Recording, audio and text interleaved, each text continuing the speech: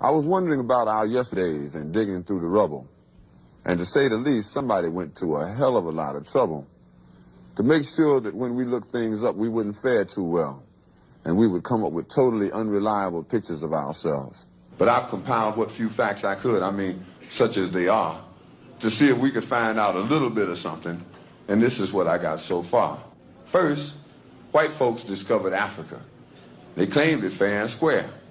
Cecil Rhodes couldn't have been robbing nobody because, hell, there wasn't nobody there. And white folks brought all the civilization because there wasn't none around.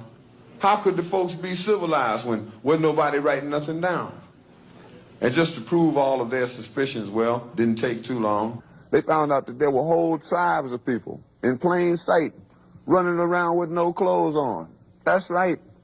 The men, the women, the young, and the old righteous folks covered their eyes. And no time was spent considering the environment.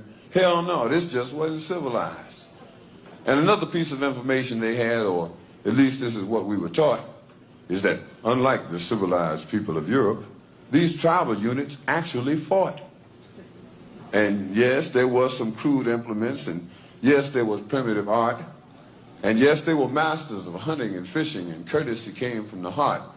And yes, there was love and medicine, religion, intertribal communication by drum. But no paper, no pencils, and no other utensils, and hell, these folks never even heard of a gun.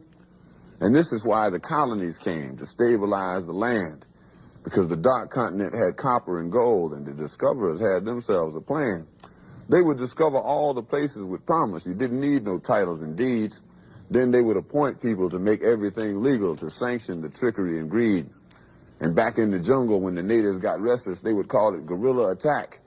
And they would never describe that the folks finally got wise and decided that they would fight back. And still, we are victims of word games. Semantics is always a bitch. Places once referred to as underdeveloped are now called mineral rich. And the game goes on eternally. Unity kept just beyond reach. Egypt and Libya used to be in Africa. They've now been moved to the Middle East. There are examples galore, I assure you.